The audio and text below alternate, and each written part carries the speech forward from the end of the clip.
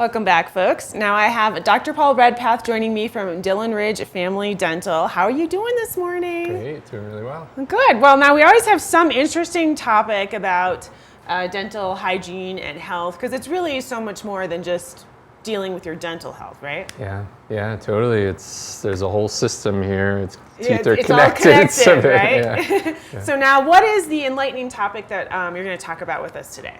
Yeah, so grinding, TMJ, and sleep apnea. Now I'm assuming these are pretty common. I mean, I know I deal with that myself, but is that pretty common as far as grinding teeth and everything? Yeah, I always see some sort of wear on the teeth, some more than others, and it's a conversation that needs to be had and talk to people about, why they're grinding their teeth. And so what are the various reasons that people grind their teeth at night?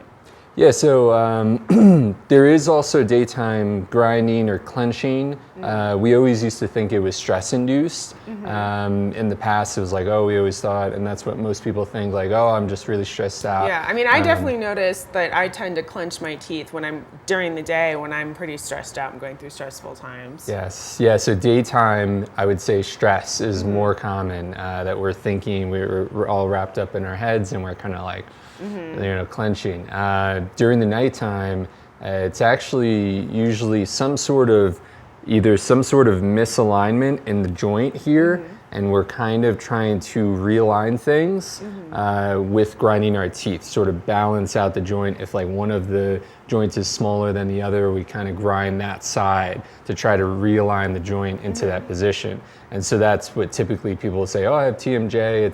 It's TMJ is the joint, and then you have TMJ disease or TMD. And that is usually when we'll see people really significant grinding in those areas.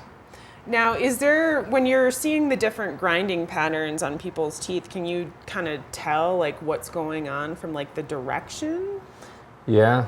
So if it's just sort of a side-to-side grinding, that's usually more of a joint discrepancy. And if it's more of the front teeth being ground down, that actually we're finding now even more research is being done and finding out about this. And we're finding that it's similar to so sleep apnea being associated with grinding.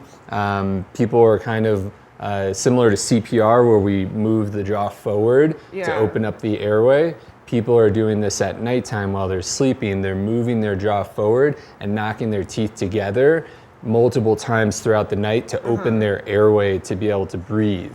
So typically, sometimes people will tell me, they had a night guard that was made years ago and they're never getting another one, because every time at nighttime they'll rip out their neck and throw it, and they find it on the other side of the room, is because they weren't able to breathe with that type of night guard. There's different types of night guards, and that particular one was affecting their ability to keep their airway open and breathe while they're sleeping. That's important. Yeah, that is important, especially up here with our low oxygen. It's already hard enough to breathe and get enough air. Especially now with all the pollen in the air, it's definitely hard to breathe. People's airways, the nasal passages is the most common that you're supposed to breathe through your nose when you're sleeping. And so if you're breathing through your mouth, it also can affect your sleep cycles. There's a whole science, and it's incredible. We're getting into some really interesting things with sleep apnea and dentistry.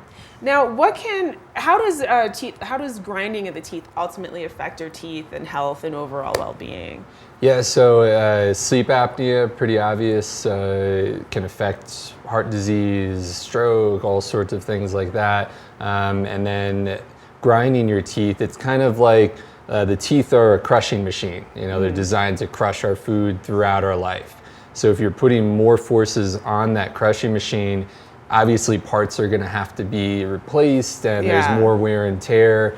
And typically I'll see people that grind their teeth, they'll have breaks in their teeth, they'll have cracks, they'll have teeth that get lost. So just basically cause for more problems and fractures, another sort of attack besides cavities. Yeah, it's another thing. Yeah, it's adding more to it. Yeah. Now, if people such as myself are affected by teeth grinding and want to come see you and see what they can do to kind of take care of it, what's the best way of finding out about your services, location, hours, booking an appointment, all that stuff? Yeah, definitely.